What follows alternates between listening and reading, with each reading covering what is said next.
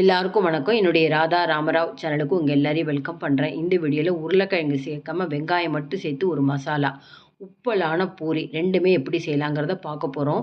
இந்த பூரி ஹோட்டல்ஸில் கொடுக்குற மாதிரியே ரொம்ப நேரம் உப்பலாக இருக்கணும் அப்படின்னா சின்ன சின்ன டிப்ஸை நீங்கள் ஃபாலோ பண்ணிங்கனாலே நல்ல சாஃப்டான உப்பலான பூரி கிடைக்கும். அதனால் இந்த பூரிக்கு மாவு பிசைறதுலேருந்து அப்பளம் போட்டு பொரிக்கிற வரைக்கும் உங்களுக்கு நிறைய டிப்ஸ் சொல்கிறேன். அதையும் நீங்கள் கவனத்தில் வச்சுன்னு பாருங்கள். இந்த உப்பலான பூரியும் இதுக்கு சைடிஷ்ஷாக வெங்காயம் மட்டும் சேர்த்து செய்யக்கூடிய மசாலாவும் எப்படி செய்யலாங்கிறத பார்க்குறதுக்கு முன்னாடி இது வரைக்கும் என்னோடய சேனலுக்கு சப்ஸ்கிரைப் பண்ணாதவங்க மறக்காமல் சப்ஸ்கிரைப் பண்ணி எனக்கு சப்போர்ட் பண்ணுங்கள். இந்த 2 ரெசிபி எப்படி பண்ணலாங்கிறத பார்க்கலாம் வாங்க.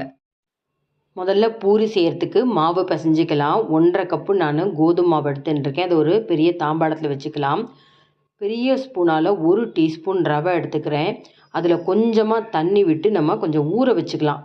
ஊற வச்சுட்டு நம்ம பூரி மாவோட பிசைகிறப்ப ரொம்ப நல்லாயிருக்கும். தேவையான அளவுக்கு உப்பு, கொஞ்சமாக சர்க்கரை, நல்லா மேலே ஒரு ப்ரௌனிஷாக கலர் கொடுக்கும். அதுக்காக இப்போ ஒரு 2 நிமிஷம் ஊற வச்சு அந்த ரவையும் சேர்த்துட்டு நல்லா பிசறி விட்டுட்டு கொஞ்சம் கொஞ்சமாக தண்ணி சேர்த்து சப்பாத்தி மாவை விட கொஞ்சம் கெட்டியாக பிசையணும். அப்போ தான் உங்களுக்கு பூரி நல்லா உப்பலாக கிடைக்கும். ரொம்ப நேரம் உங்களுக்கு உப்பலாகவே இருக்கும்.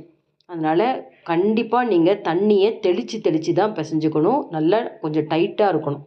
இப்போ நான் பிசைஞ்சு காமிச்சிருக்கேன் பாருங்கள். உருட்டி நல்லா முடித்து இந்த மாவெல்லாம் நல்லா கோட்டிங் ஆனதுக்கப்புறம் எவ்வளோ அளவுக்கு கெட்டியாக இருக்குன்றதையும் காமிக்கிறேன். லேசாக மேலே ஒரே ஒரு டீஸ்பூன் எண்ணெய் போட்டு பிசறி, இது ரொம்ப நேரமும் ஊறக்கூடாது. ஜஸ்ட்டு நம்ம இந்த மசாலா பண்ணுற அளவுக்கு தான் ஊறணும். ரொம்ப நேரம் ஊறிட்டாலும் உங்களுக்கு பூரி நல்லா உப்பலாக வராது. இப்போ உருளைக்கிழங்கு சேர்க்காமல் வெறும் வெங்காயம் மட்டும் சேர்த்து நம்ம இந்த மசாலா பண்ண போகிறோம். அதனால் இதுக்கு 2 தக்காளியும் சேர்த்துக்கலாம். பச்சை மிளகா கொஞ்சம் அதிகமாக சேர்த்துக்கணும். உருளைக்கிழங்கு சேர்க்காதனால வெங்காயம் 4 எடுத்திருக்கேன். எப்படி நறுக்கிறேங்கிறத பாருங்கள்.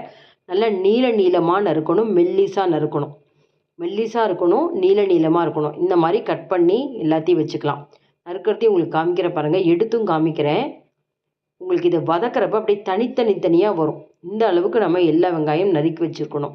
ஒரு வாணலி எடுத்துப்போம். நல்லா ஒரு 2 டேபிள் ஸ்பூனுக்கு எண்ணெய் சேர்த்துட்டு இதில் கடுகு, உளுத்தம்பருப்பு, கொஞ்சம் ஜீரகம், அடுத்தது கடலைப்பருப்பு எல்லாமே சேர்த்துக்கலாம். ஜீரகம் சேர்த்துட்டிங்கன்னா ரொம்ப நல்லா வாசனையாக இருக்கும்.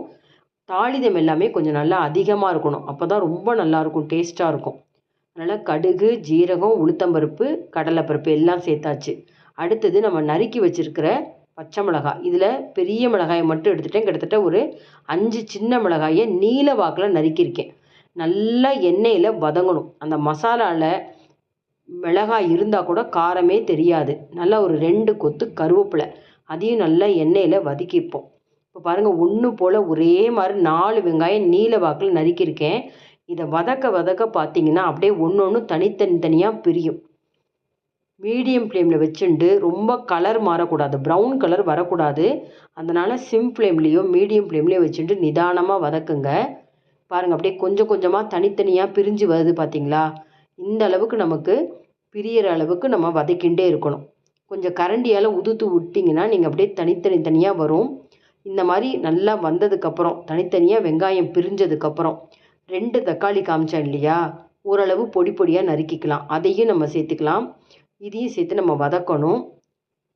இதுக்கு தேவையான அளவுக்கு கல்லுப்பு 1 டீஸ்பூன் சேர்க்குறேன். சின்ன ஸ்பூனால் 1 டீஸ்பூன். கண்டிப்பாக கொஞ்சோண்டு மஞ்சப்பொடி சேர்க்கணும். அப்போ தான் அந்த கலர் நல்லாயிருக்கும் பார்க்குறதுக்கு. இதையும் சேர்த்து வதக்கிக்கலாம். நல்லா வதக்கிட்டு இப்போ எப்போதுமே எல்லாருமே என்ன பண்ணுவாங்க, அது நீங்கள் உருளைக்கிழங்கு சேர்த்து மசாலா செஞ்சாலும் சரி, இல்லை வெங்காயம் மட்டும் சேர்த்து செஞ்சாலும் சரி, கடலை மாவை என்ன பண்ணுவாங்க, எல்லாருமே கரைச்சி விடுவாங்க.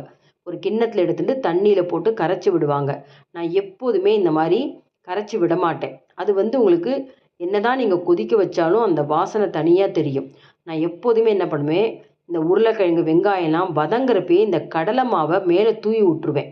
அதே போல் தான் இப்பயும் செய்கிறேன். வெங்காயம் வதங்கியிருக்கு இல்லையா, அதில் எடுத்துன்னு இருக்கிற இந்த 1.5லேருந்து 2 டீஸ்பூன் கடலை மாவை சேர்த்துட்டு நல்லா மிக்ஸ் பண்ணிக்கணும். ஒரு 2 நிமிஷம் கிளறிட்டிங்கன்னா அந்த ஆயிலும் இருக்கிறதுனால உங்களுக்கு பச்சை வாசனை போயிடும். கொஞ்சம் கூட கட்டி தட்டாது. நீங்கள் கேட்கலாம், இந்த மாதிரிலாம் நம்ம கலக்கிறப்ப அங்கங்கே கடலை மாவு கட்டியாக இருக்குமோ அப்படின்னு. அந்த மாதிரிலாம் இருக்காது. நல்லா வெங்காயத்தோட கோட்டிங் ஆகிருக்கும். நமக்கு எந்த அளவுக்கு தேவையோ அந்த அளவுக்கு நம்ம தண்ணி விட்டுக்கணும். ரொம்ப கெட்டியாக வேணும்னா குறைச்சலாக தண்ணி விடுங்க. நான் கொஞ்சம் நீர்க்க தான் நான் கிளறியிருக்கேன். ஆனால் நேரம் ஆக ஆக சூடு ஆறுனதுக்கப்புறம் பார்த்தீங்கன்னா உங்களுக்கு கெட்டியாக போயிடும். அதனால் 1 கப்பு தண்ணி அளவு விட்டுருக்கேன் நான். உப்பு ஆல்ரெடி போட்டாச்சு. கொஞ்சம் இந்த கடலை மாவுலாம் சேர்ந்து வெந்து கொடுத்து கொஞ்சம் நல்லா திக்காகணும். இப்போ தண்ணியாக இருக்குது பார்த்தீங்களா, நல்லா வெங்காயத்தோடு சேரணும். அந்த அளவுக்கு நம்ம ஒரு 2, 3 நிமிஷம் கொதிக்க விடலாம். பாருங்கள், இந்த மாதிரி கொதிச்சுட்டே வரணும். ஒரு 3 நிமிஷம் கழித்து உங்களுக்கு நல்லா அந்த கடல மாவுலாம் வெந்து நல்லா வெங்காயத்தோட கோட்டிங் ஆகிருக்கும். ஒரு 1/2 டீஸ்பூன் மிளகாத்தூள் சேர்த்திங்கன்னா இந்த வெங்காய மசாலா ரொம்ப டேஸ்ட்டாக இருக்கும். இதை செஞ்சு வச்சாச்சு. அடுத்தது பாருங்கள், ஒரு 10 நிமிஷம் ஊறி இருக்கிற அந்த கோதுமை மாவை நமக்கு எந்த அளவுக்கு சைஸில் வேணுமோ சின்ன சின்ன உருண்டையாக போட்டுக்கலாம். நீங்கள் எண்ணெய் வைக்கிறத பொறுத்து இந்த பூரியுடைய அளவு இருக்கணும். ரொம்ப குறைச்சலாக வச்சிங்கன்னா ரொம்ப சின்ன சின்ன பூரியாக அப்பளமாக போடுங்க. ஓரளவுக்கு நீங்கள் ஒரு 1/4 லிட்டருக்கு அதிகமாக நீங்கள் எண்ணெய் வச்சிங்கன்னா கொஞ்சம் ஹோட்டல்ஸில் போடுற அளவுக்கு கொஞ்சம் பெருசாக போடுங்க. ஒரு 5 பூரியாக நான் இந்த மாதிரி ஒரே மாதிரி உருண்டையாக பிரித்து வச்சு நல்லா கோதுமை மாவில் நல்லா நம்ம நனைச்சி வச்சிடணும். காயாமல் இருக்கணும் மாவு. பாருங்கள், கொஞ்சம் கனமாக போடணும். ரொம்ப மெல்லிசாக போட்டிங்கன்னா உங்களுக்கு உப்பாது. அதனால் கொஞ்சம் கனமாக போடணும். நான் ஓரளவு ரவுண்டாகவே போட்டிருக்கேன். உங்களுக்கு ரவுண்ட் சைஸ் வரல அப்படின்னா ஏதாவது ஒரு சில்வர் டப்பா மூடியை வச்சுட்டு நீங்கள் அச்சு வச்சு எடுத்துக்கலாம். கரெக்டான காய்ச்சலில் இருக்கணும். எண்ணெய் காஞ்சோன்னே மீடியம் ஃப்ளேமில் வச்சுட்டு பூரி அப்பளத்தை போட்ட உடனே பாருங்கள் நல்லா உப்பெல்லாம் வரும். கரெக்டான காய்ச்சல் இருந்தால் தான் இந்த உப்பெல்லாம் வரும்.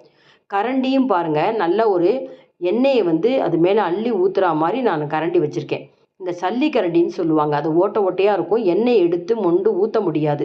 அதுக்காக இந்த மாதிரி ஒரு கரண்டி வச்சுட்டோம்னா எண்ணெயை மேலே விட விட உங்களுக்கு நல்லா அந்த ப்ரௌன் கலர் கிடைக்கும். இந்த மாதிரி நம்ம எடுத்து பொரித்து வச்சுக்கலாம்.